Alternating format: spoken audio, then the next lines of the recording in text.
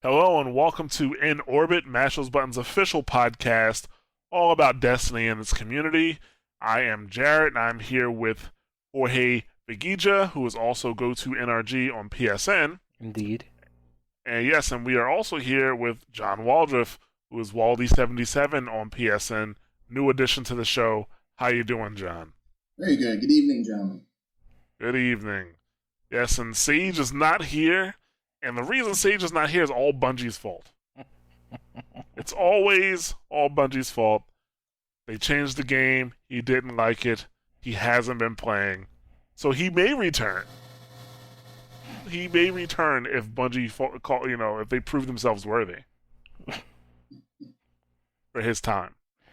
So, but no, Sage is not with us today. So it's going to be me, Jorge, and John.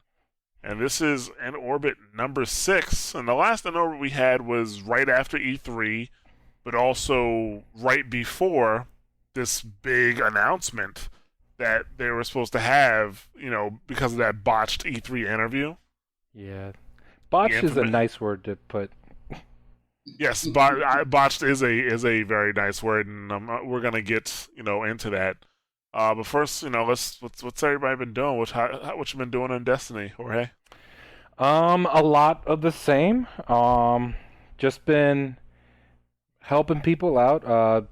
Especially now, I'm not trying to jump ahead in the topics, but one of the big things that came out has been that emblem that you get, and I've been helping a lot of people out with Skolas, with raids. Getting a couple of the other stuff needed to get that emblem. A lot of the same stuff. I finally got every single exotic in the game. I finally got that last fourth horseman, so I am completely completed in terms of weaponry in Destiny. I got every single exotic armor piece. I have them in my vault. Bungie, I need more space. Yeah, I mean, I don't even have every weapon, and I need more space. Mm-hmm. And other than that, I've just been practicing a lot with sniper rifles since that wasn't my strongest weapon, and I've been hitting people with Kobe's left and right. Gotcha. Okay. What about you, John? What you been doing in Destiny? I pretty much did everything Jorge did, but 3 times over. I got bored, and I thought, let's do everything Jorge does, and let's do it faster and better. No. Oh, okay. No, actually, I think Iron Banner hit at some point right after your last podcast, and I really hit that for like 4 days, and from that point on, I've been trying to stay away from any kind of Crucible type of gameplay. I think that just 4 days straight of that just really turns you off pretty quickly. Especially with all the issues that the Iron Banner was having that weekend. Oh, yes. So for the most part, Prison of Elders and jumping in on any kind of raids that I could, it's just, I have a lot more fun with that. Okay. Well, as for me, I mean, the time that I have played, I did hop on for Iron Banner, which I didn't even realize Iron Banner was happening until Sage actually hits me up to that Tuesday morning. I was like, hey, you gonna do Iron Banner with me? I'm like, Iron Banner's here? And he's like, yeah. So that's why I hopped on for that. Then I've been also raiding with you guys, and I gotta be honest, I'm a little bit demoralized because every raid I've done, I've gotten nothing. I've gotten nothing of value. I got some armor from the vault, armor that I have a chest piece that may come in handy. But other than that, I got nothing of value. Mm-hmm. And it's like, it makes me not even want to read. Like, I already did, I was already getting tired of Prison of Elders. And I know we did Skullghost today, and it wasn't so bad. And I think it wasn't so bad is because we did that first. Usually when I do 35, like we do 34 first, then we do 35. And by the time we get to the pilot servitor, I'm like just ready to clock out. I'm ready to stop. Well, I think we've made some mistakes in the past when it comes to playing this game. I've become this big believer that you have to split it up a little bit. where you got to do, let's say, some Prison of Elders or some strikes or raids, and then mix in some Crucible. If you try and do too much in the same day, and Jared, I think we did 32, 34, and then Skolas. Oh yeah, you can't do that. And we were ready to bang our heads against the wall afterward. It was just too much. We weren't going to throw money at our TV. We were going to throw our controllers at the TV. Yeah. So I think I pretty much learned that breaking it up a little bit definitely helps. I don't want to do a 32, 34, and then a 35 right afterward. Might as well just go out and do a 35. Yeah, I mean, we've actually been playing a lot more recently. You, me, and Jarrett. And you notice how pretty much every single day I'll do something completely different, just because that's how I've always approached this game. I might do all 3 characters Crota, but it's just because that raid is so simple. You can take care of it in 15 and 20 minutes, even on hard mode. But for the most part, I'll do 35s first, and then later on in the week I'll do the 32s and 34s because they're so much easier. But I always make sure that the 35 I do by itself on that day, just because it can get draining sometimes. And then Crucible, for me, Crucible has just become. Well, remember when we first started in Orbit, how for me Crucible was like, I'm not a huge fan of it, and blah blah blah, this and that. For me, Crucible has just become just like an escape from the main game. It cleanses your palate. It does. It does. Although there are times until it where gets mucked up with Crucible, right? Then you got to go back. Yeah, we just end up having so much fun just because. Yeah, the glitches are terrible, but there's often times where we just see situations that are so funny that we end up laughing, and we still lose, but we still have a lot of fun. Crucible, you definitely have to go in with people, and it's not because it's hard or easy or easier with other people. It's just more fun, and it takes your mind off of things. Yeah, I think it all depends on the situation. If you go in and from the very beginning you see that the other team is lagging big time, and next you know it's 5,000 to 300, and right there you kind of switch off the competitive side and you just start laughing because it's just so bad. Mm-hmm. But when you lose by 50 points because the other team is lagging, that's when it gets really frustrating, and that's when you want to just I'm done. I want to turn this off, or let's get out of this lobby, basically. But yeah, I mean, some of the most fun is when it's a complete blowout, and I'm watching the opponents just walk into walls and just continue to walk into a wall as if they're going to go somewhere. Suddenly just appear right in front of you, and they stick their knife right in your head when they weren't there beforehand. Yeah, it becomes laughable, and it is a good time. Mm-hmm. Nothing says a good time like a good knife in the head. Yeah, for Crucible, for me, I would say before January or January, February, before that time period, I used to enjoy it because I actually felt like I was doing, like, not just say doing something, but I actually felt accomplished a little bit or somewhat playing it. But I think around January or February is when they start introducing like some of the cheesiest shit, like at Xur, for everybody to get. Like that time everybody had a Soros before the nerf. They've introduced, like, they sell Red Death at Xur, or these various armor pieces and stuff like that. And now, well, for the last few months, it's just been like there's been no sense of accomplishment in doing anything well in the Crucible. It's mainly been a social thing for me. Like, I hop on with John or Jorge or Sage, and we play and we talk while we play, and we have that's the enjoyable piece. Not actually, there is no challenge to the Crucible. Sometimes it's just a toss up. Sometimes you have a team of people that just have all the cheese. They have all the cheese, all the gorgonzola. Yeah, they have it. They have all the cheese. Nothing you can do about it.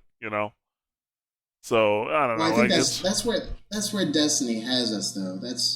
They know that the game alone isn't all that great. But when people get together, they get into their groups, they start their party chats and everything. That's where all the fun is, and that's where Destiny knows that it has everybody. Mm-hmm.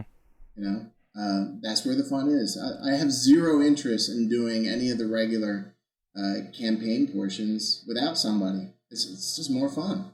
Not only is it easier, but it's more fun just to have someone to communicate with and strategize with, and usually half the time you're laughing about something anyway. yeah, and it used to be. I don't know. I used to do like a lot of the bounties by myself to prepare for when my friends got on.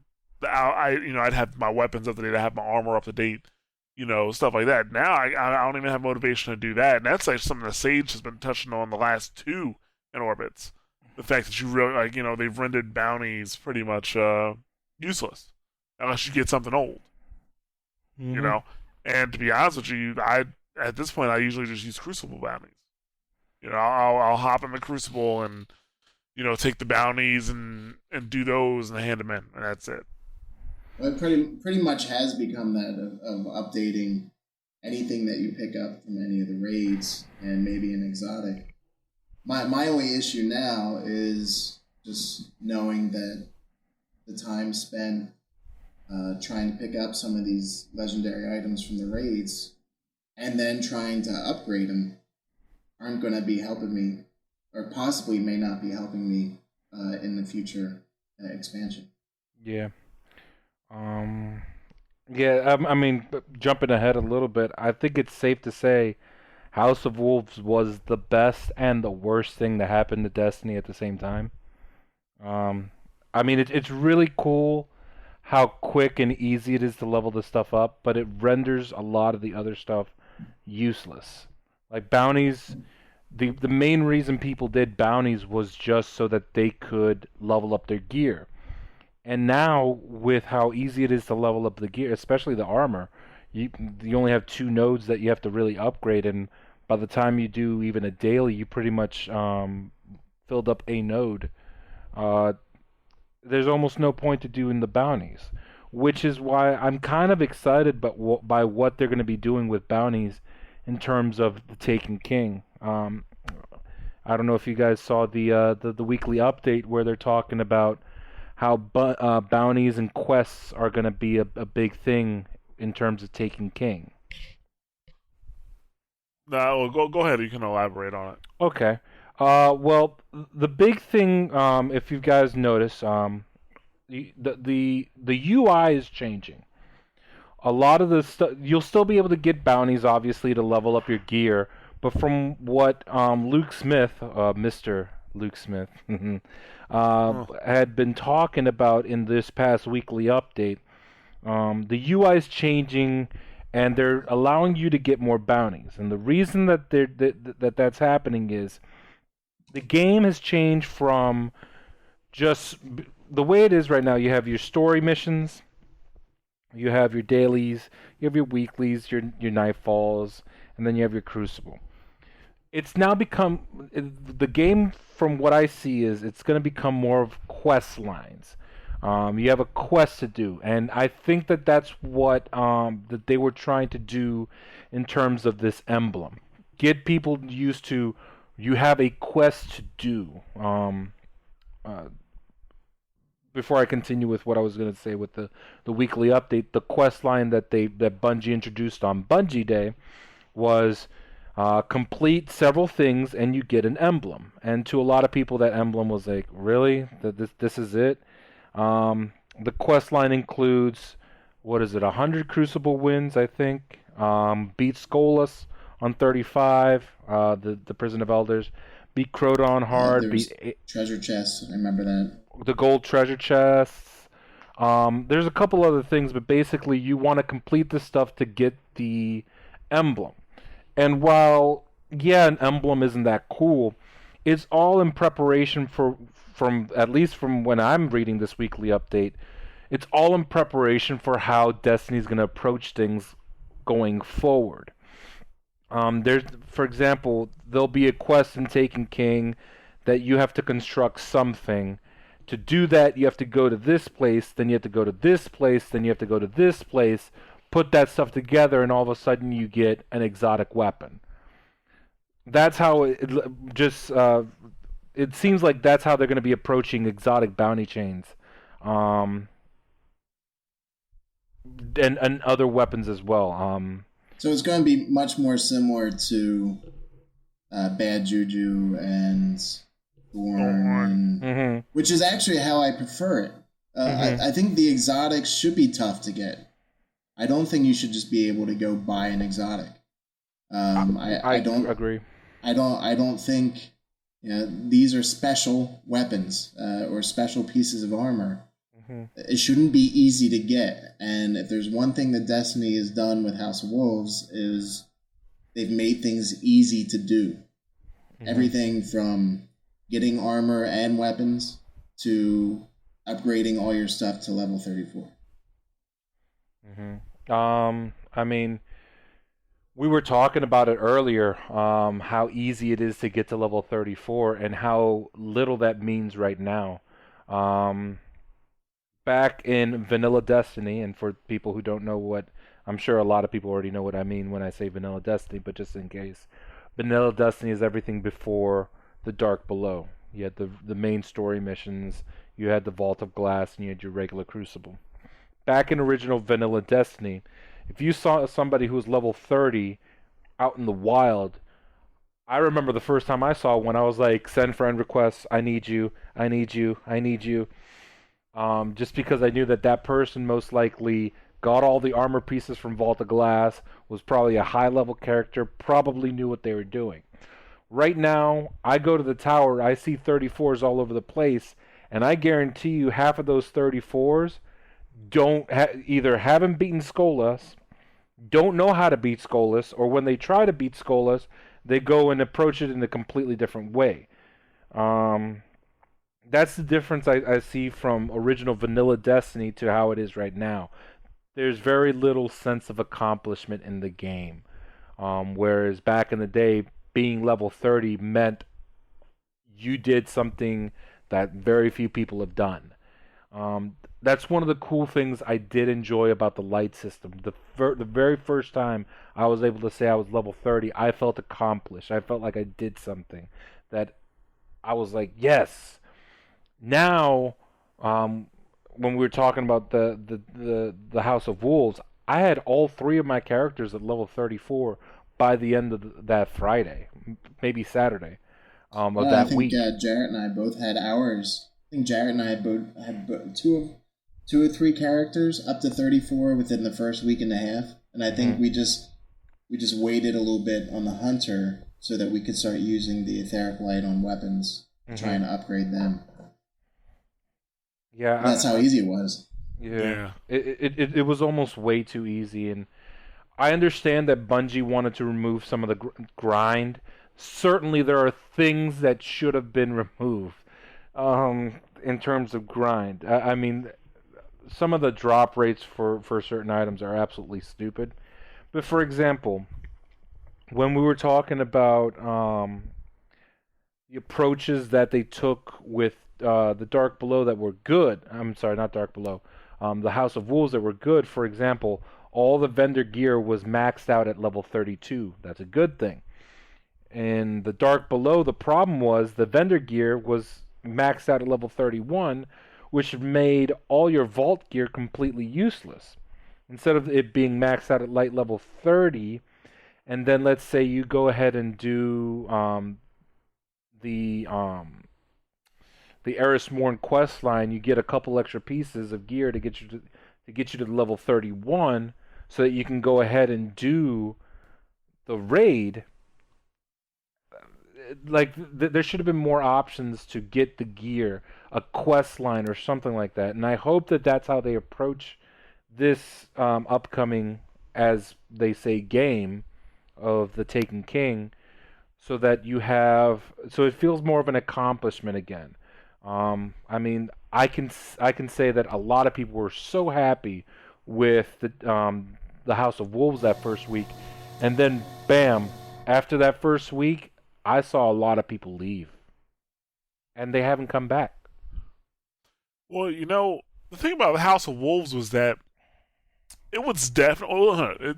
It's not that they were just happy about House of Wolves. It was that the Dark Below sucked so bad. Mm-hmm. It was such a bad expansion that when House of Wolves came out and it didn't, suck balls, people were really happy about that. Mm-hmm. But then, soon after that, you quickly learn that, oh, well, I'm 34 now. I'm maxing out all this shit. That there really is no reason for me to play as much as I played before. Mm-hmm. That's exactly Sage said it the last two podcasts. It's the same thing. Like, before I have like 3-4 etheric light just kind of sitting there. Mm-hmm. Whereas before, like, I was like dying for etheric light. But as soon as I figured out, not figured out, but as soon as we started doing 35 or 34 and 35 Skolas, and I had a bunch. Mm-hmm. I even got an etheric light from a Nightfall once. Well, I think what happens is you figure out what few weapons you need, and you really only need a few weapons. And once you have them upgraded, you're kind of stuck with those etheric lights of just saying, "Well, I don't know what to upgrade anymore. I got the main ones that I needed upgraded. They're done. So I'm not really sure what I'm going to do with the rest of these, because whatever I'm going to apply them to, I'm not really going to use either very often or at all." Mm-hmm. And it really becomes, you start looking at, I know for me, I started looking at my armor and trying to figure out how to mix and match better when it came to intellect, discipline, strength. Try to make sure things are a little bit more evened out, because part of the reason some of my players were up to 34 was because I was relying on the armor from Prison of Elders. And some of them can throw the ratios totally out of whack. So A lot of them. Yeah, pretty much all of them. Especially when you have like a 150 going to strength. Oh, thanks. God. The Thanks. strength is real. The strength is real. Oh, I hate that about that armor. So yeah, I mean, I'm interested. I've come to terms, I think, that Destiny is adapting. It's growing. It'll probably never be a finished product. It'll just keep changing, because there's always going to be something that needs to be reworked. And these are some of the things that have been discussed in previous podcasts, and some of the things that we're discussing now. I'm interested in seeing what's going to happen, and see whether or not it becomes more rewarding, fitting more of what I would hope some of the challenges to be. I do, and that I think this has become a recent issue of playing with Jorge a lot and doing a lot of Prison of Elders and a lot of the raids, is the amount of people that, who knows, maybe would fall out, would drop out of the game if it was a challenge again. If being a level, I don't know what Taken King is supposed to go up to. I've heard some rumors, but if it's an actual challenge and you do have to grind a bit for it, you're not going to see some of these people that are level 34 and they say, "Oh yeah, I'm ready to do Prison of Elders," and they're hiding in the corner the entire game. The reason he's saying that we doesn't help anybody, and then you have to kick him out, and the first thing he does, "This is great," and it's no wonder in the last podcast Jorge mentioned in some of the websites that people are demanding that you have to have a Galahorn and some of these other specifications. It's to root out some of these people that clearly should not be level 34. Mm-hmm. You often wonder if they may be level 34, but it's like they're running around with vanilla guns. It's just, they're not helpful whatsoever, and they don't know what they're doing. Some of them don't even, even if they admit that they may be new to it, they don't even follow direction.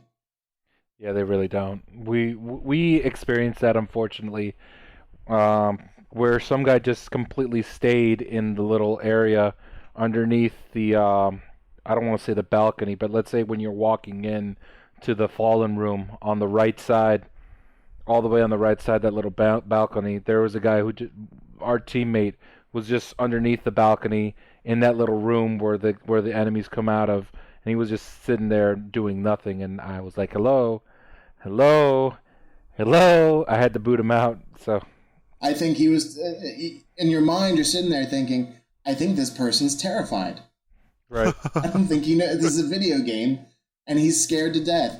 He has his controller right now, and he's hiding under the kitchen table. Mm-hmm. And it's ruined. Maybe that should be part of the game too. How many people can we kick out of a raid? Damn. Yeah, I mean, I don't mind. It's a game show. Mm-hmm. Yeah, I don't mind helping people out, but the big thing was communication, and I feel like a lot of these people, they're looking for the easy way out, which involves as little communication as possible, which is very sad for a game that's supposed to be about communication and building a team and I mean, for example, earlier, you, me, and Waldy, we did Skolas the very first time that we went in there. Yeah, we died, but we revived each other. We worked as a team. The very first attempt we went to Skolas, we beat them. It was a hard experience, but it was worth it. We felt accomplished. Everything was cool. A couple nights ago, me and Waldy, we tried to take out Skolas with this one random guy on the other side of the planet. And he just didn't communicate with us. It was a very frustrating experience because we spent about an hour there on the Skolas boss fight, and me and Waldy were communicating. We were like, okay, I have the poison. I'll give you a countdown: 10, 9, 8, and then all of a sudden it was time for him to pass the poison to us. And he's like, take it now. 3, 2, 1. I'm dead. I'm dead. I'm like, what is going on here? I don't know. I forgot. I totally forgot. This is the third or fourth time you forgot now. It doesn't help anybody. Certainly doesn't help us. That's for sure. Yeah, I don't know if it's a function of people just wanting checkpoints to bosses to get the reward without doing anything. I mean, one of the most annoying things that I see on the Destiny LFG site: don't send invite unless at Skolas. It's like, well, then what's the point of playing the game? Right. The rewards from Skolas aren't that great. Yeah, you get an etheric light and a weapon in armor core, but you don't get anything special beyond that. The weapons, I mean, Six Drag Pride is a decent weapon. It has the same impact as Fatebringer, and it has some decent stats for the Prison of Elders. But are you telling me that you want the Skolas checkpoint for a Six Drag Pride? You must be out your damn mind. Like you the reason that 35 is there, at least in my opinion now, especially, I don't need the etheric lights. I just want to make sure it gets completed, but I want to have fun. I mean, earlier today, yeah, we had a challenge. We went to Skolas, but it was a fun experience getting through that. And I mean, I would say that might be the first time in a while that you didn't go through that and you weren't like, yo, that was like, am I correct, Jarrett? Oh yeah, I'll say I don't think the Skolas fight is fun. I don't think the pilot server is fun. Like I said, it was that by the time I got there, because we would at least do 34 before we did 35. By the time we got there, I just wanted it to be over. Mm-hmm. I just wanted it to be done. But you knew you had these 2 long-ass fights going ahead, and this time it wasn't that bad. Now, definitely, actually, it wasn't bad at all. It wasn't bad at all. I felt like we got through the pilot servitor fairly quickly. And then we also got through Skolas. We got through him on the first try. That was good, you know. And you're right. We communicated well, but the thing about Destiny communication, that's something I always drop back and blame Bungie for, among other things. But how I specifically blame Bungie for the lack of communication in the game, because they built this game around people playing together in teams and communications. However, when the game first came out, and even now, and if communication is not default. Mm-hmm. If you want to, there's no communication in the tower besides somebody seeing your name and shooting you an invite on PSN, or maybe shooting you a message on PSN. There's no way to quickly contact somebody in game. You can't post for what you're trying to do or anything like that. And the Crucible, forget about it. They finally added the ability for you to automatically hop into team channels in the Crucible, but that's something you have to go to options and set. And it's not even like they made some type of announcement for it. You know what I'm saying? Like, I think that feature was out like 2-3 months before I realized that you can even do that. So now when a match starts, you'll see like 1 or 2 people hop into the team channel, and that's it. Still nobody communicates because people got used to not communicating with each other. Whereas if you force players to communicate, or if you force players into the communication channels and then they can opt out, I think that would have been much better, and people will be more likely to communicate, but that's not what happens. So with communication, I totally blame Bungie for that, and they let it go too long without, giving methods for people to communicate. Well, I think one of the big complaints was that they didn't offer matchmaking for 32, 34, and 35 for Prison of Elders. Mm. And so the same people that couldn't get 6 people together for the raids, a good amount of them can't get 3 people together in order to do Prison of Elders, so they want matchmaking. And from what I think I read was that they weren't interested in putting matchmaking because of the amount of communication, the amount of being on the same page with your fellow teammates, how much that's involved in Prison of Elders. They didn't want just complete strangers just to be matched together and go into one of the hardest parts of the game. And now that we have a website in which we're able to pull someone in, and it's a total crapshoot, now I almost understand why Bungie didn't want to do that, because what we've experienced is exactly the reason why they didn't want people or want to have matchmaking. Mm-hmm. Because it can be a total nightmare of who you're going to be partnered up with. But that being said,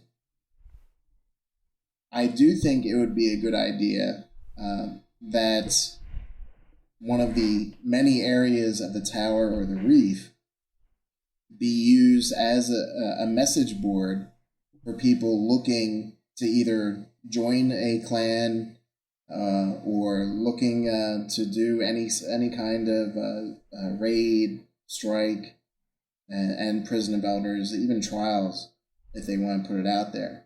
But I also, in situations mentioned about the website of people only demanding to be invited when it gets to Skolas, then I really think one of the changes that should be made is that if you join in at the very end, then you're not going to get the same rewards. You have to go through each level in order to reap all the benefits. Because that's ridiculous for people to be saying, only contact me if you're at Skolas. Yeah. Right. I mean, if anything, I think the reward system for the Prison of Elders needs to be completely redone. This is just my recommendation, Bungie. Take it for what you will. But one of the really cool things about Trials of Osiris is that at every single level of wins, for example, if you have 2 wins, you get this. 3 wins, you get this. 4 wins, 5 wins, 6, 7, 8, 9. You get that. That was a cool system. How at each level you got something. Mm-hmm. What I would do with Prison of Elders is this: do the same thing, and add a little thing. One of the worst things about Prison of Elders is the fact that there's no checkpoints. I would add checkpoints with a caveat. For example, let's say you're doing the 35 Skolas. You complete the first room, which is the hive room, right? It'll be something small, a reward. We'll say 250 glimmer plus 10 spin metal. Something completely stupid. Kind of like how it is for when you get 2 wins from the Trials of Osiris. On top of that, you get a level 1 key. In order to get to the second room, you have to have a level 1 key. Mm. You complete the second room, which is what, Cabal, I think. Right. No, it's Vex.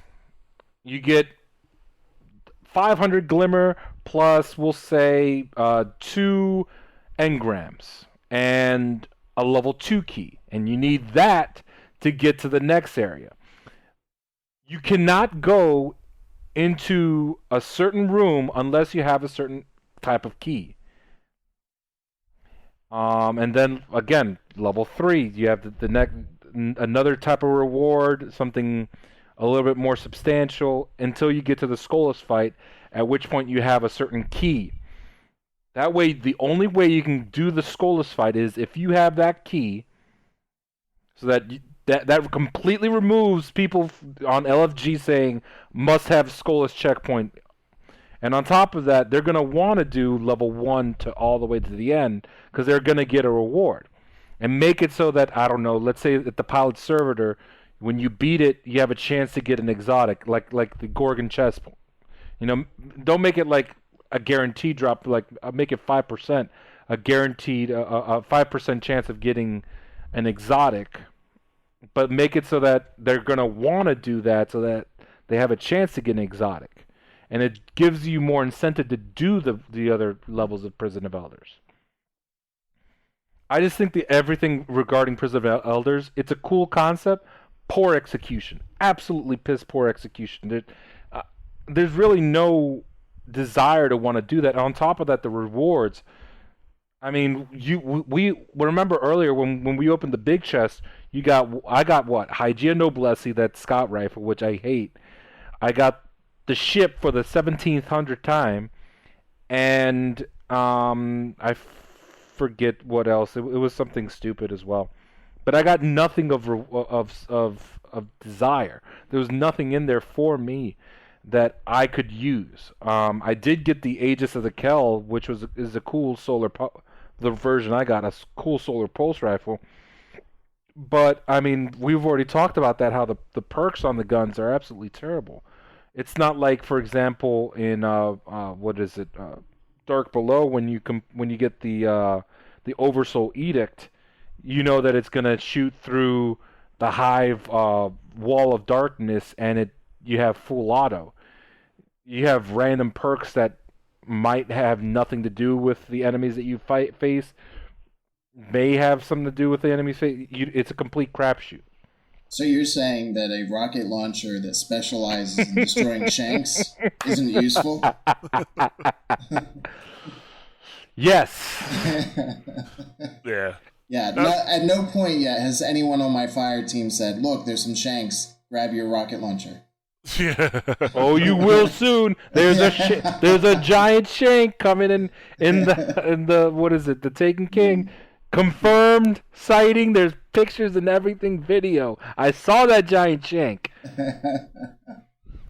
Well, maybe some of these weapons then are set really more for what's coming up, which kind of some of the weapons that I've accumulated, I don't want to get rid of, just because of the idea that I wonder whether or not it's something that would be useful in the upcoming Taken King. That shank burn, though. Yeah. Attack of the Shanks. By the way, random what's up to the people over at WoW Talk. I heard them call us their sister podcast. Oh, yeah. We are rallied with you against the fight. Against Activision. We are with you in the fight. Activision must go down. I'm glad I'm not the only person who heard that. I edit the podcast, so obviously I heard it. But because Nick he delivered quite the rant Yeah, he against did. Activision Yeah, he did. because he thinks it's affecting his WoW, which it probably is. That's not some superstitious shit. It's probably happening. You know. Whereas they're in the fight against Blizzard, we're going up against Activision. We are with you. We are with you. Stay strong, brothers. Yeah, hold fast. Hold fast, brothers and sisters. We are with you. Yeah, absolutely. Yeah, so I guess we should probably get into the actual topics that we planned on talking about because Well, a lot of them we actually hit. that is very true. But something I do want to bring, I want to talk about because out of everybody that I've talked to, Jorge, you would probably have the most positive outlook on the Taken King. Okay. So far. But me, based off of what I've heard, and maybe I just haven't heard enough, it still doesn't really seem worth it. Like, they really haven't, that week, the week when we did the podcast, they said, hey, wait till the, till the weekly update, and we're going to tell you, we're going to show you that it's worth it. You're going to get something better, and stay tuned to the weekly update. Weekly update came out. I didn't see anything that makes me think that we were going to get something better. Like, what was your take on what they delivered that week? Well, see the problem. Me and Waldy had been talking about this actually. The problem with what's going on is Bungie is not effectively communicating with the target audience. Which leads to speculation, which leads to everybody making up rumors, which leads to people making up their own theories and these fake updates that are supposed to be coming out, and nobody knows exactly what to do. And then out come these I don't want to say confusing because they're not really confusing, but just it feels somewhat incomplete weekly updates. For example, since our last podcast, there was the one big weekly update where they're talking about there's new story missions and an array of side quests that conspire to tell the story of our battle to defend the solar system against Oryx and his taken army. Cool. I already knew about that because I saw the E3 press. New narrative driven by cinematic cutscenes starring an engaging cast of characters. Already knew that because I saw that at E3. New exotic weapons. I already knew that because I saw that at E3. The Dreadnought. I already knew that because I saw it. Like, a lot of this stuff is basically spitting out the same exact stuff that we saw at E3. And I just don't... My beef is with the way they're saying is, it's cool that you've written down what's going to be in there. I need more than just written stuff. I need to see things. The only things I've seen have been the 2 multiplayer modes, the 1 mission, a little glimpse of what the new enemies are going to be like, which are basically modified versions of the enemies that are already in the game. All that is cool, but the big things that people want to see are stuff like, where are the new locations? Where are the new story modes going to be at? And this is stuff that hasn't come out yet. I think a lot of people are judging whether or not that $40, $40 if you get the base package, which is just Taken King, that $40 package is worth it or not. Bungie keeps saying in these updates, it's an actual game, it's not a DLC. And from what they're saying, from their different weekly updates, it seems like it has as much content, maybe a little bit more, than original vanilla Destiny. Which is cool, but I need, explain how these things are gonna, how am I really going to feel about putting down $40? For example, when there's a new game coming out, let's say there's a new Mario game. I see that he has the Nintendo pressers are amazing at giving detail about what the game is. We see Mario can fly. We see Mario can swim. We see Mario can shoot fire. We see Mario can throw a hammer. He's doing this. He's doing that. He's doing. You get to control where. Oh, he has a new helper friend. It's you, Luigi, Toad, and Peach. All these things come out in that Nintendo presser. By the way, at the side note, at the time of this recording, we just found out not too long ago that Satoru Iwata died. Rest in peace. Back to Bungie. We see a lot of these things in Nintendo pressers where they're detailing what's going on via videos and showing you things when it's necessary. When it comes to Bungie, we hear there's a lot of communication but very little substance.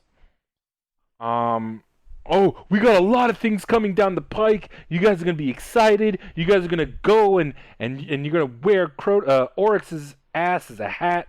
Things are gonna be cool. You're gonna throw money at your screen because you're gonna want to do those dances, and that's fine and all. But what substance is there? Like, what am I paying for? What is this $40 really about? What I like to compare it to, and the first thing that comes to mind, is some of the Apple presentations. We'll take something, let's say like the iWatch. Apple didn't just come out and say, we're going to bring out a watch. It's going to tell time. You're going to put it on your wrist. And it's going to cost somewhere between $400 and $500. Boom. There you go. You're going to want it. You're going to love it. That's all we're going to tell you right now. That's all we're going to tell you. But it's $400 and you're going to die for it. You're going to stampede over people to get this watch. That's what we know right now. And it's $400 right there. They never do that. They spend a half an hour just showing off it's all marketing. One thing after another, after another, after another. So that at the end of the presentation, they say, this watch will retail for $400. People sit there and say that they can decide then, with everything that they've shown, hey, does it look nice? Am I going to wear it? Does it have everything I want? And then they make that decision. If someone just comes to me and says, here's a few things of what this game's going to do, but when the price becomes the main point of the presentation, you're not going to win anybody over. No. No one is going. People for the most part are preset to say no to everything. So you have to sell it. You have to explain to people what is going to be included in this game. How is it going to make the experience better? And they didn't do that. So they're at their own fault for everything that happened in the last month and a half. So they had no one to blame but themselves. And to throw someone in there to do an interview that clearly shouldn't be doing interviews to throw gasoline on the fire. Certainly didn't help either. So why they wouldn't try and introduce something and show and explain everything what this expansion is going to be about. How different would it have been if they came out and said, this is no expansion. This is a game. This is basically a whole new game. Let us show you why. I can tell you why they didn't do that. Because not. them saying exactly, yeah, it's bullshit. Because it's not a new game. It's complete 100% bullshit. I mean, like I'm gonna go back to that week, the infamous week of right after E3, when they gave that weekly update. I only saw two things. One, that asshole apologized. Two, we're now working on a package that you can pay $20 for. We're trying our best to get you this $20 package. Get the fuck out of here. You're trying your best to give me a $20 package of digital items? It's not like you have to make this shit. You know what I'm saying? You're not sending out figurines or amiibos or, something like Skylanders where you need a physical object. Like, no, like, what I heard is, hey, we're sorry, and we know you want the content, so hey, you can pay another $20 on top of the $40 we want you to spend for something that we haven't explained to you yet. You can spend $60 to get all that. We're sorry, now please give us your money. And something that cements the fact to me that, like, no matter what Bungie says, because hey, this is a brand new game. Lil Wayne also says he's the best rapper alive. That's also a lie. Like, just because you say something doesn't make it true. All right, and one thing that's cemented that fact was one of the videos that came from E3, where Bungie, somebody was playing one of the new strikes, and it was happening on Venus. Now, in this video, there is one area I have not seen in Destiny. However, 90% of the video takes place in an area on Venus that we've already seen. 90%. I'm watching the video. Have you guys seen that video of the strike? The new strike, yes, I have seen that. Yeah, I'm watching the video. I'm like, I kill those Vex in there all the time. Like it's the same thing. It's the same thing we saw in the Dark Below. It's the same thing we saw in the House of Wolves, where we're just going back to the same areas, playing through them again, and maybe at the end of the area, there may be something new. The Dark Below only had one new area to go into. House of Wolves had 2 new areas that you go into, and that was it. I could see them behind the scenes sitting there like, well, in the first part, we sent them from the start to the finish, and then in House of Wolves, we said, let's take them from the finish to the start. Yeah. Taken King, we're going to take them from one side to the other. And then they'll have to defeat everything in between. So, you're right. I do want to see something different. It is weird just going through some of the Queen bounties, and it's like, yeah, I know this. I know it now, frontwards and backwards, because, of how many times we had to grind through this before, and now we have to grind through it the other way. And it's the same enemies through it, and yeah, it gets boring, and it's really, you wonder where's the creativity in this. This is, I think back to when Destiny was first introduced, and it was supposed to be this, basically like this sprawling, wide open kind of universe type thing, and now it's just like, I've had enough of Mars. Venus. Yeah. Well, you quickly learned how small that universe was when you went to an area for patrol. Mm-hmm. You quickly learned that, and them saying that this is a brand new game. Like when you first bought Destiny, when you buy a game for $60, that includes not just the content they put into it, but building those worlds from the bottom up. Right. So now you want me to pay 2/3 the price of the original game, that a lot of, building the game from the bottom up went into that price. Now you tell me for 2/3 of that price, there's another expansion, but yet there's not that much content expanded in it. Now we know of. That we know of. I thought, now maybe this was a rumor, wasn't some of this stuff taking place on some planet off of Mars? We don't know that's the problem, which goes hand in hand with what you said about, they really haven't mentioned what's going on, and it's a problem in the way they communicate things, where they want to do it week by week, piece by piece, which is very annoying. But that anyway, all we know is we're going to Phobos at least one mission. Mm-hmm. We're going to Mercury at least if you're a Titan, because one of the quests that you have to do in order to get your new super and new abilities, the Solar for Titan, the Void for Hunter, and the Arc for the Warlock, you have to do a quest to get your powers. The Solar Titan has to go to Mercury. From what it looks like, the hunter has to go to either Venus or the Black Garden. I can't remember what it is. It looks like the Black Garden. I might be wrong. And it looked like the Warlock was on Mars somewhere. So at least they're expanding it and they're going in different directions with each class. See, So I think this is where. Oh, I'm sorry. I was just gonna say, so at least we're looking at a couple missions in new areas. At least one on Phobos, one on Mercury. The Dreadnought, that's a new patrol area. The new raid takes place on the Dreadnought, which is circling Saturn.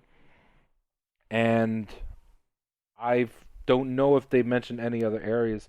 There was rumors that you're going to be going to an area involving Saturn. It might be a moon of Saturn, but nobody knows exactly what it is. Which leads me to believe that, and this kind of falls back on what I was saying before, is that maybe Bungie really isn't sure which direction they want to take this either. That they are still trying to learn and figure things out as they go along, hence all the changes that come every few months. And I think I saw a headline the other day of whether it's Bungie saying that there's so much more that they can capitalize on going into Destiny 2. Well, I hope so, because you guys pretty much set this to be like a 10-year game.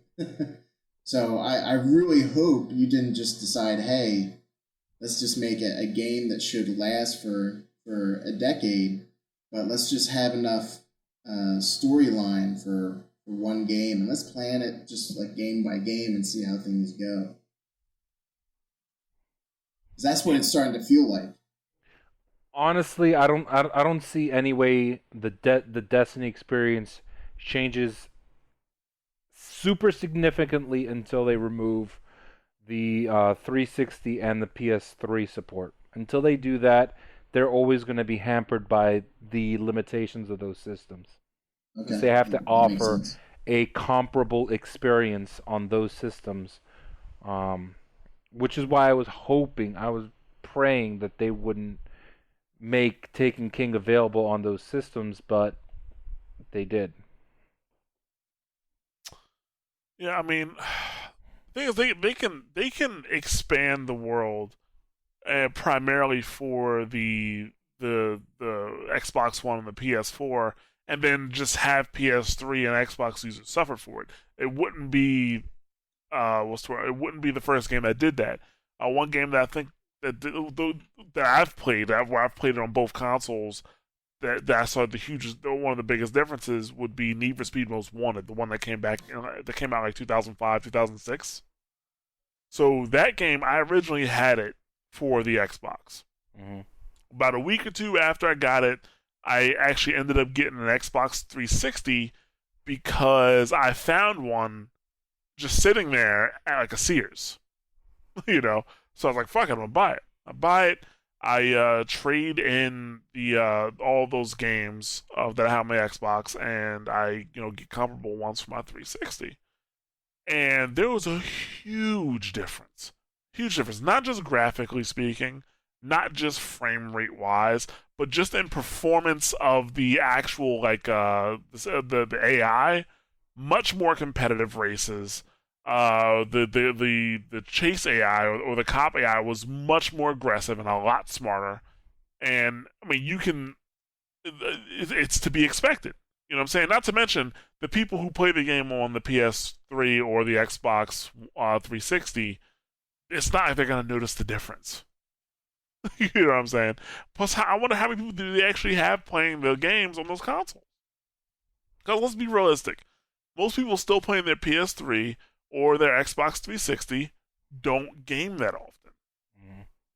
I mean, let's be realistic about that fact. Don't get me wrong, I said most, not all. There are a lot of players out there that they can't afford it, so they're still playing their games on the PS3 and the 360. I mean, if you're a Square fan, you still have game like what came out, like Kingdom Hearts 2.5 came out like almost like 8 months after the PS4 came out or something. Mhm. So there are those cases, but in most cases, like I can't imagine they're pulling that much business from those consoles. I can't see it.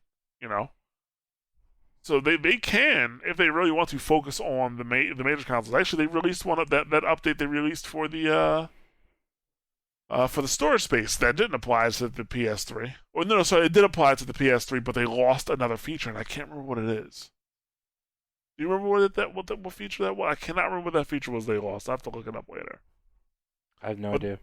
Yeah, they can focus on these consoles, but I guess it's not what they plan to do. Like they promised a lot with this game, and if you talk to the people who played in the alpha and who did playtesting, a lot of them say that there was way more to this game than what we actually got. And it's gonna take a lot of convincing to make me believe that the Dark Below was not part of the main game, and even House of Wolves was not part of the main game, and they cut it out. So, like, Dark Below was kind of like Super Mario Brothers 2, where it belonged in some other game, and they took it and decided to throw it into Destiny. That's so out of place that it felt. I don't think it felt out of place. I mean, that voice actress, I didn't really like her. I think we made fun of her sufficiently last time.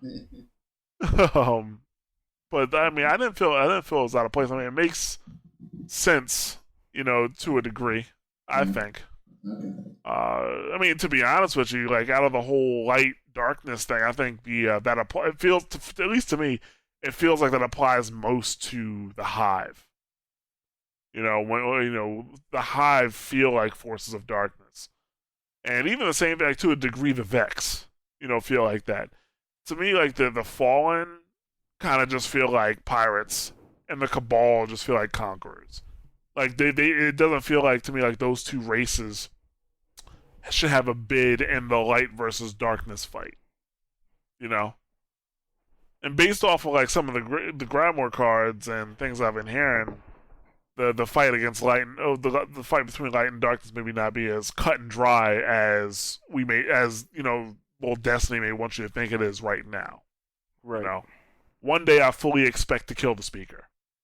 To be perfectly honest with you. I expect to take my Matador, put it between his eyeballs, and shot package his eyes off. Yep. If he has eyes, who knows what the fuck is going on behind that mask? He probably looks like Xur. Hey, you never know. I want to hear the Cabal music play at a Dunkin' Donuts. As well. I'm eating a powdered donut here. Yeah, I wouldn't be surprised. What do you mean you don't have any Boston cream? No. That should be in the middle of Prison of Elders in the Cabal room should be a Dunkin' Donuts, not fire, not anything else. So when the VIP comes out, you have to destroy him before he gets into the Dunkin' Donuts. Yeah. Like, hey, were those out from this morning? The title of this episode right there. Cabal eat Dunkin' Donuts. Yeah. Dude. Yeah, but like, I guess back to the core of the issue, which is the pricing. I mentioned it last time. I'm just still not feeling like it's worth it. And I know one of the things that you kind of want to bring up, you want to ask is if there's $20 for the dances and class items and extras. It's at the beginning of microtransactions for Destiny. Microtransactions actually don't bother me. Mm-hmm. Like, they don't bother me. Dude, it's all relative. You know what I'm saying? Like, if I paid $60 for a game and they want me to pay microtransactions for something that I feel should have been in the game in the first place, that's a problem for me. You know what I'm saying? And maybe if I paid, let's say I did pay $40 for this expansion, right? And then they did have some new dances that I wanted, you know, and it was a microtransaction for it for like a dollar, $2. Okay, I'd be okay with it. However, the problem with these dances are that we've seen them in 2013 and 2014, so I know as a fact they already have these dances made. It doesn't feel like extra. It feels like something that they made and then cut out. And you'll have developers argue with you about the fact that, well, if it like just because it was done before the end of the game doesn't mean it was made and then cut out. They have this is how they keep people employed. Like they'll do their portion and then they'll start working on something else like the DLC, blah blah blah blah blah. Which I get. That's 100% true. Like in a lot of cases, where developers once if you are the person who does oh god, what's the word I'm looking for? Let's say the design or the design for certain characters. Let's say you design how certain pieces of armor are going to look, or you do the mocap or something like that. Nor the way it will work before. If the studio or if the developer didn't have another game lined up, that person will probably get laid off or their contract would end or whatever. But now with DLC, it's like, well, okay, well, we got this DLC, so you'll just keep working on to this next part, and that's all part of the plan. But I think the one thing they forget is a lot is that perception plays a huge part in that. And that was the problem with the Dark Below. That's also the problem with the House of Wolves, where you go through these areas that you've already been, and all of a sudden now a new door is open to an area you've never been to. They'd actually have a much better. The perception will be a lot better as if that entire area was new. If you didn't walk through the old places that you went through in the door, like actually in the House of Wolves, the fight, the mission right before you get to the very last mission where you take Skolas down. Mm-hmm. Like I found that area back in like February. I think I found the area. The doors were closed at a certain part, and I said to Sage, this is going to be in the next expansion. And lo and behold, it's in the next expansion. And as a player, it's kind of like, okay, well, this area was here, and then they just took it out. You know what I'm saying? Like perception is key. So if you're gonna, even if you are gonna make stuff and take it out of the game, don't make me walk through old areas and make it feel like it was there the whole time. Yeah. I mean, for example, when I first played Destiny, we're talking about during the beta. One of the cool things about being such a low level at that time was going to areas where you would see enemies with the question mark above their heads. Like it would obviously be a dreg, but they would have the question marks, and you hit them, and it says immune. You're like, I can't go that way now. The biggest example would have been, the grottos, in the Cosmodrome. When I finally got to the high enough level where I'm like, okay, cool, I'm going to go to the grottos for this first time, we're going to see what's over there.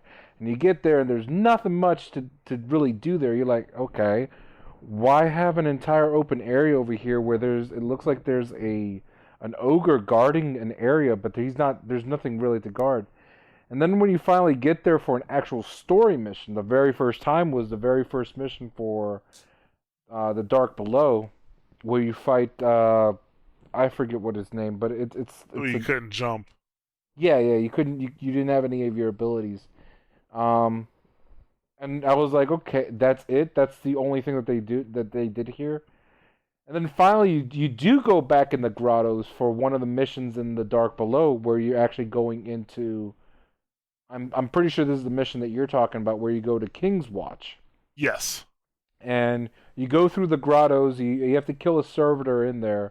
Then you go up and you go through towards King's Watch, through an area that you've been at hundreds of times when you're going towards Sepkus Prime. You finally go through the doors that in King's Watch that are mysteriously now open. Like, if this was such a secret area, why are the doors open now? Right. It didn't make any sense that they were closed, but now they're mystically open. Anyway, you go through, you're in King's Watch, you kill the guys that are there, and all of a sudden, the mission's over. And the area's not huge. It's actually kind of tiny. you go through a couple hallways, you kill a couple enemies, and then you finally get to the boss area. You kill the 3 captains, and that's it. You're just like, that's what this secret area was all about. This is what I waited all these months to finally go through this area. Well, legitimately anyway. But Yeah. this is what I waited all this time for. And I had to go through old area that I. It's like, what was the point? I kind of wish that they would put more of those. See, for me, one of the things I always hate in video games, and they do it a lot in this game, are invisible barriers. And one of the ways they do that, there's two invisible barriers they do. They do an actual invisible barrier where, like, you can jump up there, and you're jumping towards it, but then all of a sudden there's a force that prevents you from going up there, and you're like, okay, I guess I'm not allowed to go here. Then they have that weird, stupid turnaround timer, the 4, 3, 2, and then all of a sudden you're dead. Yeah. I hate that. Get rid of that. And put that old school barrier, not old school, the barrier that was in the original Destiny, those enemies that were suddenly like the question marks. If you see those enemies there, you're like, okay, I got to do something before I can go to that area. That would be a better thing to do than to have some invisible door or some door that you can't walk through. You can't do anything there that I'm talking about, like for King's Watch. Than to have doors that automatically open because you're doing a mission now. I never understood that. Hmm. Yeah, I mean, like I say, it's a lot of. Well, in your case, it's frustration. Mm-hmm. You know, in my case, it's perception. Mm-hmm. And even the thing about perception is, even if you're wrong, when it comes to sales, you know, you're just not gonna get my money. And I know Bungie wants my money. You know, Activision definitely wants my money. Mm-hmm. So why not, you know, help me spend money on video games? I love spending money on video games, and they're not doing that. You guys mentioned earlier they're doing a terrible job with communication, which they are. They're doing an absolutely horrible job with communication. Like we're let's say about a month and a half out from the Taken King, or maybe almost 2 months out, I would say, from the Taken King. Because doesn't that come out in the middle of September? Comes out September 15th, so 2 months, about 2 3 months days. out. Yeah, 2 months out, basically. We should know so much more about this expansion. I mean, they're already fighting they're fighting an uphill battle thanks to that, you know, terrible interview that guy had. That Luke Smith had. Terrible interview Luke Smith had. And now they're fighting an uphill battle. They need to be showering us with information. Like, this is why you need to be buying this game. And I'm shocked that they have not figured that out yet. I don't understand why they haven't said, you know, let's just come out with it. Let's just explain to everyone what's going to be in this game so that they can decide whether or not they want to spend $40 on it. From my point of view, you know, I was angry about it. I was like, I'm sorry, I'm not going to spend $40 on something I know very little about. You know, they're releasing things bit by bit. I think I am going to get the Taken King, but it's going to be one of those. They're going to have to prove to me that it's worth it. It's going to be one of those fool me once situations where if it's not what it should be, if it doesn't offer what I believe to be $40 worth of enjoyment, I guess, or content, yeah. or at least content, then it'll be done. I'm willing to say, all right, this is your chance to prove to me that this is everything that you're trying to play it up to be, that you've been so secretive about. So, all right, I'll do it. And part of that has to do with the fact that I enjoy going on and playing with friends. That's really a big portion of it. I don't want that to end.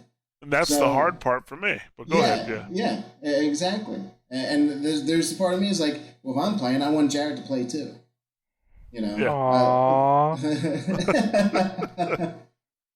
Aww. so it's that's hard for this whole $20 thing and microtransactions to begin with. I can't stand. I understand why businesses are doing it. It's money that's on the table. It's been that they haven't taken advantage of in the past, and I think now they're starting to realize, hey, there's more money we can make off of this. So I understand from a business perspective why they want to do it, but I really wish people would say, no, we're not going to fall for that. This Right. should be part of the game. Dances, emblems, the stuff that's going to be included in this $20. From my perspective, $20 is what the Dark Below costs. $20 is what the House of Wolves cost. Right. That's an awful lot of content. That's a lot of game playing.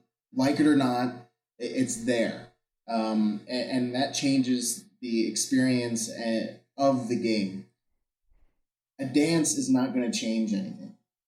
Being able to an emoji in which my player claps instead of waving is not a game changer. That doesn't really enhance the story or the Crucible. This is, to me, all of that stuff should be included in the $40. I don't see why they're trying to do, and who knows? We'll see whether or not it works, whether or not people spend on it. If people do spend $20 on it. Oh, people will. Oh, absolutely. There's no doubt in my mind that some people will. And that's the frustrating part on my end, where I sit there and say, you are now enabling all these companies to do the same thing. It was one thing when I started to notice Call of Duty say, hey, for $1, you want a new skin for this gun, a new whatever. Yeah, $1 is nothing. You start talking about $20, the same price of an entire expansion. House of Wolves, which brought a new strike, whole next part of a story, and Trials of Osiris, and Prison of Elders. That is not the same as a Sparrow and an Emblem and a Shader and a couple of dances. Actually, the Sparrow Emblem and equal to me. And I'm sorry. I was just gonna say that the Sparrow Emblem and Shader are not part of that $20. Okay. That black Sparrow Emblem and Shader, that's included for year one players. Okay.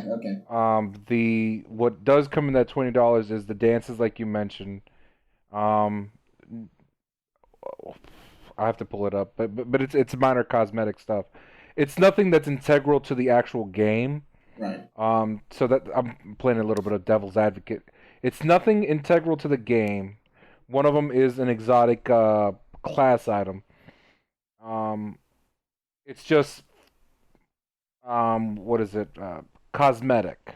Right. So if you are willing to put $20 to make your character look a certain way, okay, but it doesn't affect the main game.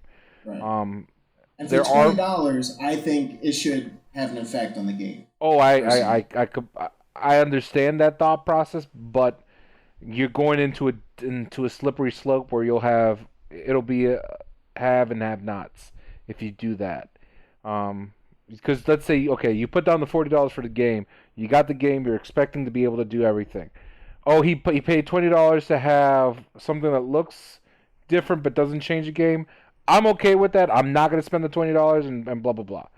But then let's say you pay $40 for the game and he pays $20 to have extra game in terms of I can get to a higher level than you can because I spent this $20. And then that person, the person who paid the $40 is like, I don't have money to pay for that. And I'm not going to get the full game now. You're gonna run into the haves and have-nots even more than we have people. Like, for example, I have Galahorn and you don't. Like that's at least the $20 is cosmetic, and I understand what your argument is. I mean, for example, I know there's like a ride or something like that in World of Warcraft that somebody paid $20 for, just so that something that they could put on their steed or something like that. $20 for something like that? Are you kidding me? I would never pay for that. But at least it doesn't affect the game. It's a cosmetic item. Is it a slippery slope? Possibly. I mean, if it makes the company money but doesn't affect the game, okay. If it allows you to customize your character to look different, okay. It doesn't affect me. I'll still hit you with a Gallahorn that you don't have, and you can't do anything about it. And I'll just laugh at you as I teabag you with your fancy schmancy gold chain. But it doesn't. If it doesn't affect the game, and if it does affect the game, I think I would have a bigger problem with that. I think this is the way that these companies want to go with the games, without a doubt. As we see it grow and grow, I think Mortal Kombat. Oh God! I saw someone say in order to have everything that the game offered, cost $120. The game cost $60, but to have everything else doubled up, and that's wonderful for them as a business. But to me, I just don't buy it. And if I don't mind if people want to spend money on it, I'm not against that. But what I just want to say to them is that with you buying it, that gives them incentive to continue to do this. And to me, that this can be part of a downfall towards video games.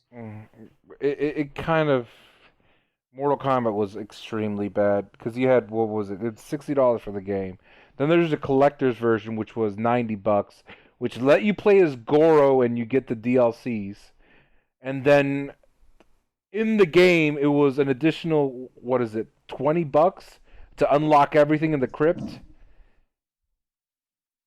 You mean like automatically or without searching through the crypt? Like you would pay $20, or I think it was $20, and you would unlock everything in the crypt automatically, and then it's $5 for easy fatalities, and it's like 30 of them, so you can only do the easy fatalities a certain amount of times until you have to buy them again.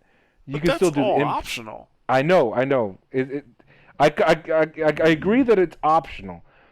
But when it's in your face, almost like a mobile, like an iPhone game, where it's like, oh, if you click here, all you have to do is just pay $5 and you have easy access.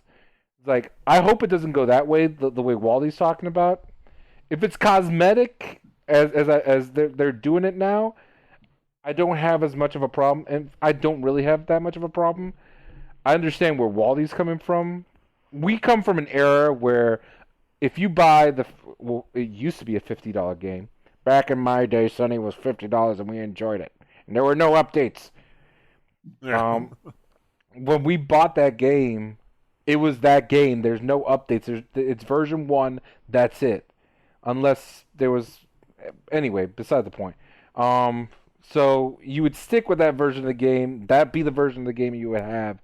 No ifs, ands, or buts. These kids have guts. Do you have it? That's it.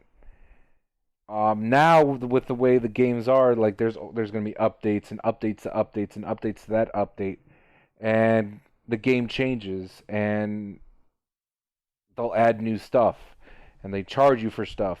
And can it be a slippery slope? Yeah, it can be. Can it be too much like it was in Mortal Kombat where they have it all over the place? If you pay $5, you have easy fatalities. I hope it doesn't get to be in your face where you're just like, oh, pay this to get this. Like, make it so it's all in the PlayStation Store and then it unlocks in the game, but don't have it in my face. That's where I'm with.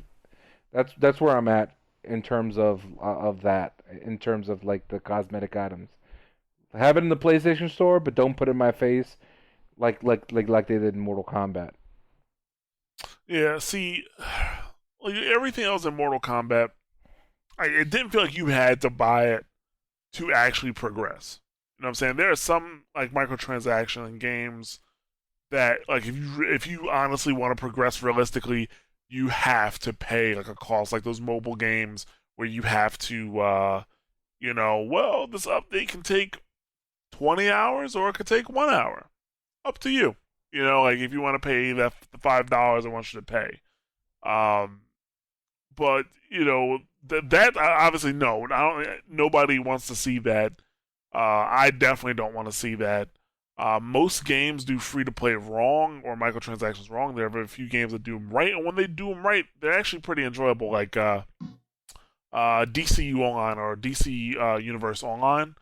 That was one of the first games that went from paid to free to play, and they did it right. Like when I hopped in that game for the first time, I got to, put a costume together for my hero, make my own hero, and I played and I enjoyed myself. When one of the first things I did was check out the store. That's one of the first things you do when you hop into a free to play game. You check out the store. So I checked out the store. There were some XP boosts you can get, stuff like that, and then there were some cosmetic items, and they were priced, kind of fairly. I thought. Like I bought a completely new outfit for my character. Now this is free to play. I haven't spending any money in the game. I bought a completely new outfit for my character, for $10. But that's 100% because I wanted to, not because the outfit I had looked shitty. The outfit I had actually looked pretty cool, together. But this one made me look like I was part of the universe, so I decided to get it. And I thought that was done well. I think for DCU, I played it for about a few months. I spent like a total of $20, which actually another thing in that game, when you spend money, like let's say the first time I spent $10, my inventory spots automatically doubled because that's how it worked. Either you could buy inventory slots, or depending on how much money you spent, they would increase it for you. Because it changed your account type. So that's an example of a game that did it right. In Destiny's case, $20 for a few items, hell no. For some cosmetic stuff, definitely not worth it. Like I said, if they had a dance available that I wanted for maybe $1 or $2, and I didn't feel like it was something that should have been part of the game, or if I didn't feel like it was ripped from the game, I might buy it. But you got to give the players those options. That to me is more to what I would describe as a microtransaction. Right. Paying $1 or $2 for something particular that you want. $20 to me isn't a microtransaction. No, definitely not. Absolutely not. And I'm sure they're not. If there's going to be an exotic weapon mixed in, I'm sure it's not the one that I want, which is what I call Hawkthorn Breaker, which is part hand cannon, part sniper rifle that combines the Hawk, Moon, Thorn, and Icebreaker. But it's a weapon that only I think I should have. So, but they're not going to give that to me. I really don't. I want them to give you a Galahorn. Thank you. I want the Hawkthorn Breaker. Thank you for your benevolence. Another reason why I think I'm having a hard time choking down $40 for the game is that I've already bought 2 expansions that total $40, and both expansions, while the House of Wolves felt better than Dark Below did, Dark Below felt like I was totally getting fucked in the ass on that one. When me and Sage finished that game in 90 minutes, my ass just hurt. It just fucking hurt. I couldn't believe that we just finished that entire expansion in 90 minutes on the hardest difficulty.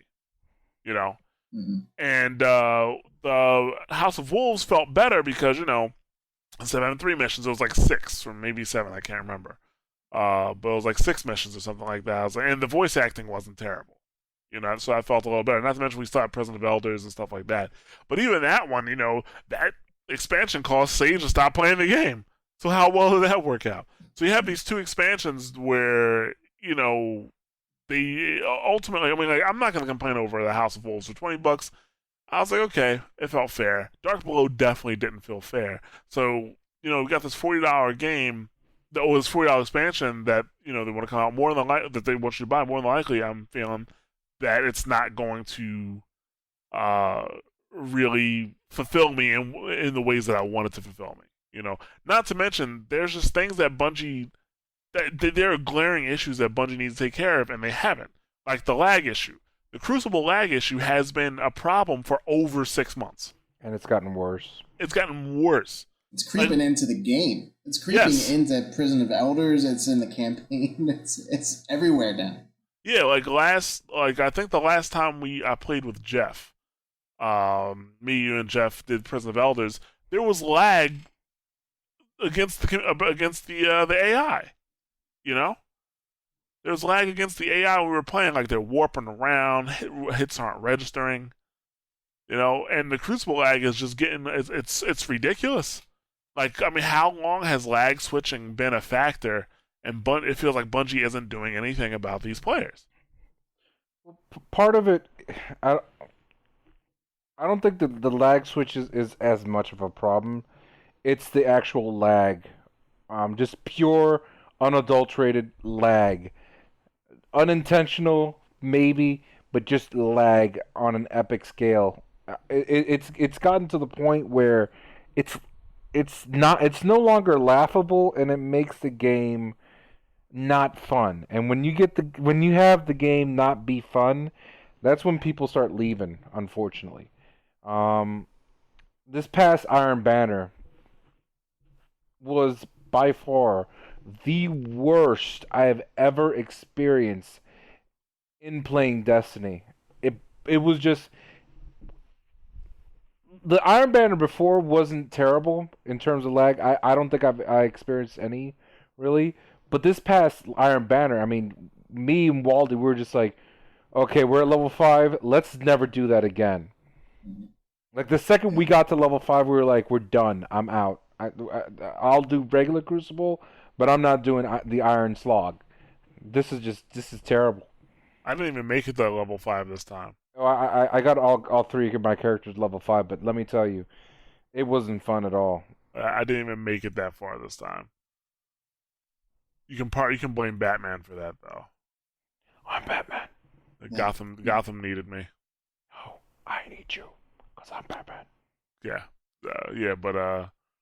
I usually, like, this would be I don't know, like, there was one Iron Banner I just didn't play at all. I think I was taking a break from the game. Like, I was taking like a week break, and it just so happened to fall on Iron Banner week.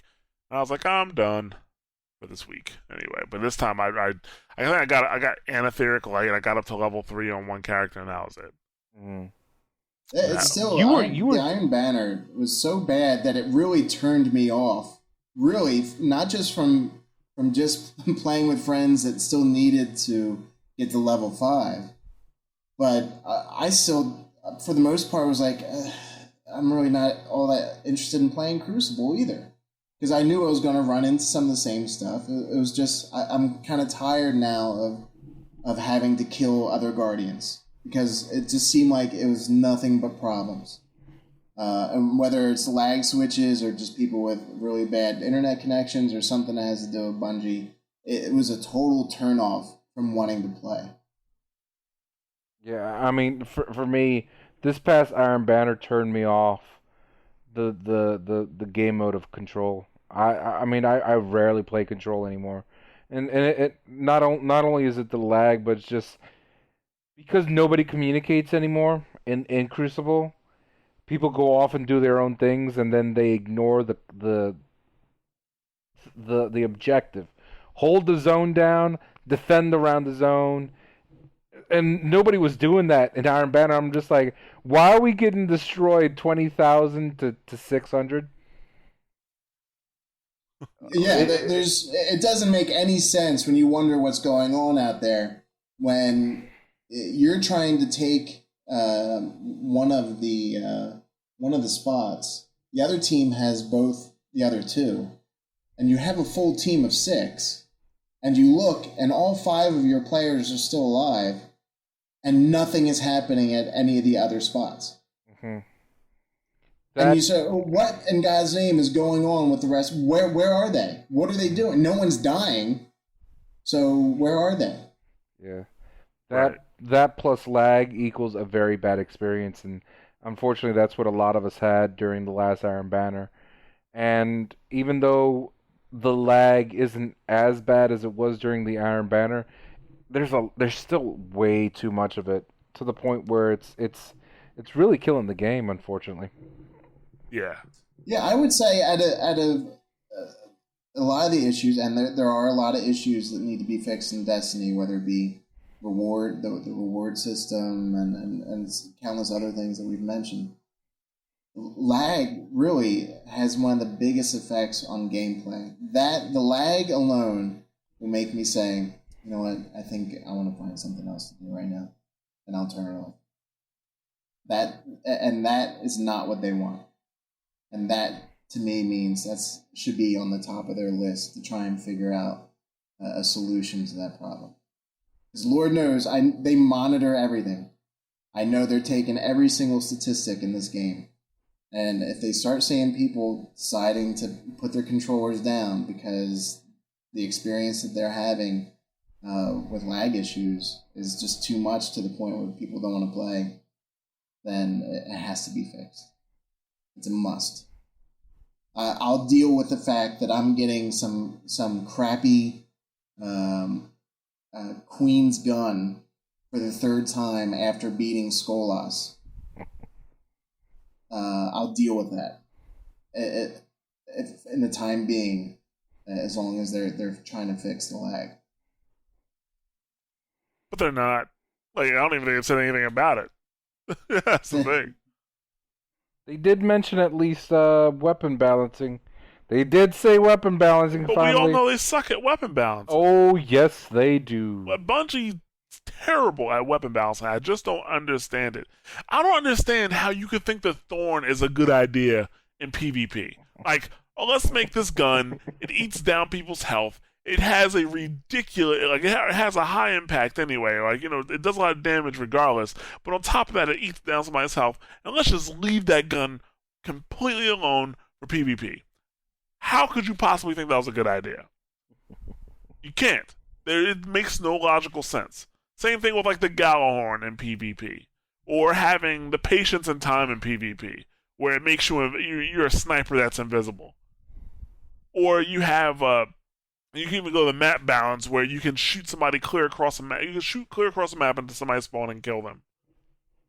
Bungie is terrible at balancing. That is a fact of life.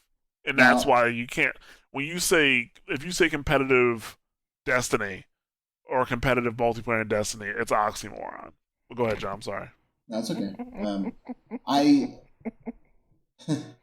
My name is John, and I'm a Thorn user. And part of the reason why I have to use it is because I know the other team is going to be loading up on it. It's my defense against the other team, knowing that they're going to use it. So my issues with the Thorn, personally, I don't have any issues with how strong it is or how powerful it is. My issue is really with handguns in general at the range that they have. Yup. And I think that throws everything off. I don't mind what the Thorn can do. It's an exotic gun. It should be doing something special and unique that regular handguns don't do. But if I'm gleefully killing people on the other end of the map and laughing about it, from one end to the other, there's an issue when it's a handgun. You should only really be doing that with the sniper rifle. Or a scout rifle. That's what scout rifles are supposed to be for. Right. So, that is where the change, I think, needs to come in regards to the Thorn in general, if we're going to go after the Thorn. I think that the main one that really pops out of my mind right now is, what is it called? The one that has the... you can shoot it very quickly. Oh, Last Word. Last Word. To me, that one just came out of nowhere. Everyone knows about the Thorn. But then suddenly, it seemed like about a month ago, people started using the Last Word, and they're able to shoot and kill people from across the map for a gun that doesn't have that range. You know, at the very least with the Thorn, I can adjust the range and give it a pretty decent long one. But that still should fit in the realm of a handgun. The Last Word, to me, is really gotten out of hand. But it's with the exotics, I expect them to be able to do something that the legendaries can't. With that being said, the gun should still fit in a somewhat realistic realm of what they can do. So something called a hand cannon, I expect it to be able to really knock someone on their ass, but not from one end of a map to the other. A sniper rifle, a headshot, yeah, I get it. That's pretty much every game. But and shotguns, same thing. That's another one where I feel like, God, I can swear that if someone was at that distance and I shot it, almost nothing would happen. But suddenly they're shooting it, and I'm dead. So, I mean, shotguns are is just one of my little pet peeves. I've realized the Thorn is that pet peeve for many others. But at the same time, I kind of feel like I work towards getting my thorns. And, people that I think dislike them the most are the ones that don't have one because they can't equip one in order to defend themselves. But I really wish Destiny had thought a little bit harder about how to defend yourself against some of these special guns. I thought it would be great if there was a particular set of armor that wouldn't allow the poison to affect you. But at the same time, that weakens you for something else. So, everything has a strong point and a weak point, and it doesn't seem like Destiny really capitalized on that. And I thought that would make things a little bit more interesting. The thing about the Thorn, one, I do think the distance is ridiculous because I'm having like shootouts with snipers while using the Thorn. It's a beautiful thing, isn't it? Yeah, and the thing is, the Thorn, even without the burn, if the burn didn't affect Guardians or let's say beings of light, the Thorn is powerful enough that 2 headshots is a kill. 2 headshots with the Thorn is a kill. But isn't almost every hand cannon? No. Well, I think there's something up with the what's what I'm looking for with the last word now, because you're right, like people like the last word has been around since vanilla Destiny, and nobody was really using it until now, which they for some magical reason they can shoot long distances. But that was always the downfall of the last word. It's a hell of a powerful hand cannon, and it shoots really fast. So up close you can wreck somebody, but at a distance you were gonna miss. And now that's not the case anymore. But not every hand cannon does like 2-shot headshots. Just about every single one of them does it now, though. Unfortunately. Yeah. I mean, even if you're not hip firing with last word, it does 73 per headshot, and then that's on top of the hip fire does 113 or something like that for hip fire, and then on what's it called? The Hawk Moon, we all know what that does for headshots, and Thorn, you already mentioned, what's it called? 2 hits head and they're dead. So, I mean, Teamer's Lash is a strong one.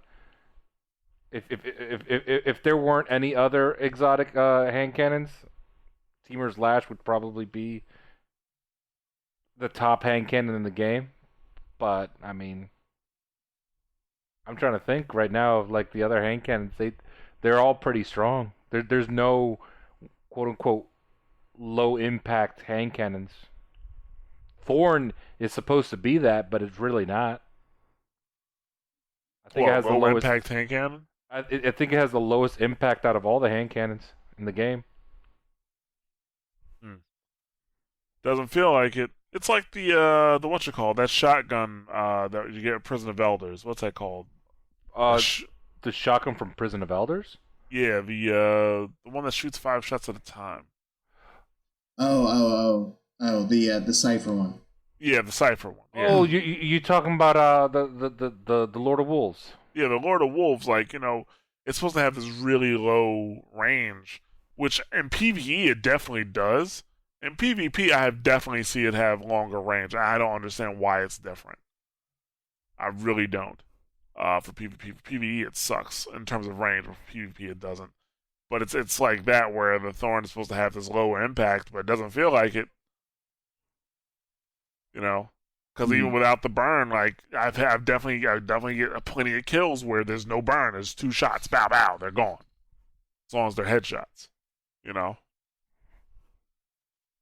I don't know. I always the main problem, the main thing that we're talking about here is Bungie not being able to balance weapons. I think it's just a constant issue. They're always going to be balancing weapons, and they're always going to make a mistake, and then therefore they're always going to be rebalancing again. Like for the life of me, I can't understand why they had to buff the Mythoclast. They finally had it. They had it. You know, close to mid range, I think was going to tear you apart. But long range, it wasn't. But then what happens? They buff the speed and the range? Like, come on now. And the accuracy? Like, come on. That's fucked up. Like, and they did it anyway. Well, I think I kind of feel like the changes that they make are too drastic, and I often wonder what exactly that they're based off of. People complaining, I think.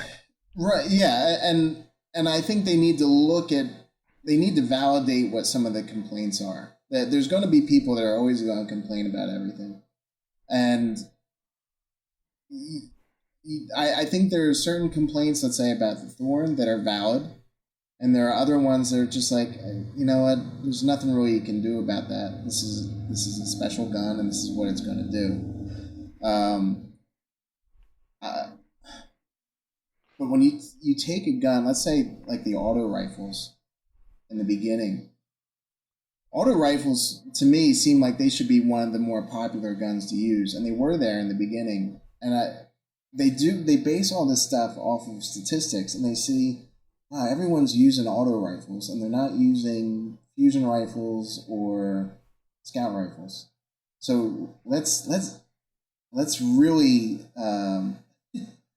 make some changes to the auto rifles so that it becomes the worst gun that no one will ever use, just to try and get some of the other guns some use.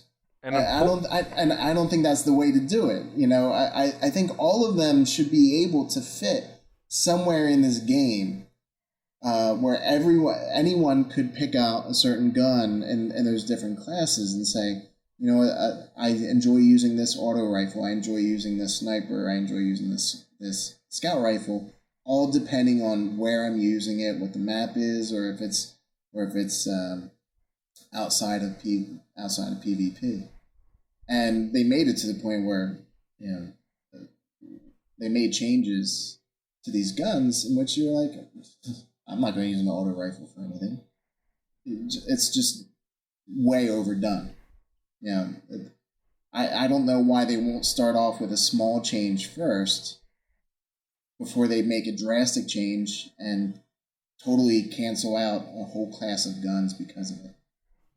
I mean, the biggest problem with auto rifles wasn't really the auto rifle; it was just how powerful and how much distance Suros had. Yes. I mean, let's be honest. That's the problem auto rifles had. It wasn't the auto rifle itself. It was Suros, how powerful it was. Like I wouldn't have minded if they nerfed Suros just a tad in terms of range. The rest of Suros was decent. And it was kind of necessary, but I mean, the way they nerf Suros now makes it a complete non-factor in terms of using it in the game. As you mentioned, exotics are meant to be powerful and supposed to be, you know, that extra, you know, that you kind of want to get. I don't want to use my Suros right now. I kind of want to put Suros in a trophy chest and let it stay there. I don't want. I mean, I don't see any use to Suros. It's sad because I remember how much fun I had with my Suros the very first time I got Suros. I wanted to get Suros for the longest time, and I missed buying it that one time, and finally I was like, oh, I finally got it! RNG, bless me! And now it's just like, okay, Suros, whatever. Yeah, and that's from that's a company that's overreacting. You know, and really should have just been All right, let's see what slight changes we can make sure that the gun is still very usable and functional, but maybe not so overpowered. That's all they need to do. Not turn it into something that you want to put in a trophy case. Yeah, I'm sorry. Go ahead. I was just gonna say, unfortunately, I think a lot of their overreaction has caused issues in the game. Obviously, you know, the auto rifle balancing is terrible, but now some of the stuff, some of the options that they've taken with, like for example, the Dark Below. I mean, not Dark Below, the House of Wolves. You know, there's no challenge in the game, so why even bother doing anything with like completing a raid or something when you know in 3 weeks you can have all characters level 34. It's just the overreaction by Bungie on certain things removed a lot of these things, and it goes into the design, it goes into the weapon balancing, it goes into everything. You're right. Like, and that's the thing. I mean, it makes me wonder: are they even really playing the game, or are they just looking at certain statistics, or looking at people complaining in the forums and like, okay, well, you need to do this because if they actually played, if they saw these statistics and they actually hopped in the game and played with like the Soros and these other weapons, I think it's kind of easy to see what you need to do with it. And another thing about the Soros is yes, the Soros was powerful, but there was a trade-off. Like the Soros was powerful, and it got more powerful as the clip was running out. But in order for that to be effective, you actually had to hit your opponents. You know what I'm saying? Mm-hmm. When you were aiming, the Soros fired slower. So I think it took to completely kill somebody before you get to the halfway mark. I think it took like about 4 to 5 bullets. I think about five hits it would take to kill somebody. So you'd actually have to be able to hold, target, keep the target acquired, and shoot them for 5 Soros shots. Then once you hit the halfway mark, it only took 3 bullets to kill somebody. But now your clip is, you only have half a clip, which means, if you're missing, you're gonna have to reload a lot faster. Like there's a trade-off, But what you see on the other side, if you're on the other side of that equation, especially if you don't have a Soros, you're just like, oh, the Soros is just too powerful. You don't see the fact that the person actually has to be hitting you with the Soros in order for it to matter. And it's you're right. I think it was definitely an overreaction. Mm-hmm. And now nobody uses the Soros. And what's going to happen? They're going to balance it again, and assault rifles will be back. And then the Soros is going to be back, and then people are going to complain again, and eventually it's going to get nerfed, just like the Mythical class. Like, I don't see people using the Mythical class right now. I think it got nerfed again. Then again, I actually haven't been playing all that much either, so I could be wrong. So I don't know. Bungie, they're bad at balancing. I don't understand it. How do you go from making Halo to this, and you can't balance a fucking gun? First-person shooters is what you do. You can't balance damn weapons. Maybe they shouldn't have so many different guns in the game. Because in games like this, people just wind up using the same guns anyway. Same thing with WoW. WoW has all these different weapons, these staffs, most of them trash and garbage. People use the same, like people who are doing raids are using the same weapons, the same armor. Why even bother making all that crap? Like, make more meaningful stuff. Make less crap, make less weapons, but the ones that you can either use are just more meaningful. Right. Which that kind of sums up how I've been feeling about the House of Wolves weapons. I mean, it's cool that you can reforge, and that's all fine, but when it makes doing stuff seem kind of useless, because you're just going to get a weapon that you can reforge once, twice, 3 times and get the perfect roll on it. It makes it kind of useless in doing whatever you need to do to get that weapon. Right. Yeah, that's the thing. Like, it was with the House Below, not the House Below, the House of Wolves expansion. A lot of the guns do feel completely worthless. Like I have. Almost when I get a House of Wolves weapon, it's like it's not too long before I dismantle it, unless it's something really good. Mm-hmm. And at first, I was kind of worrying about it. Like, I don't know, maybe this weapon will turn out to be great. And I'm like, nope, trash it. because like I was more excited about getting my Vision of Confluence updated than I was for anything in House of Wolves. Yeah. Vision of Confluence is such a good gun. It is. It is. You know, it was actually a gun that I really didn't use until now because of Prison of Elders. See, once again, complaining. This is all I do here. You do such a good job at it. Oh, well, thank you. I'm glad somebody appreciates it. I don't have any Nick style rants though. Like Nick took the cake. He wins this time.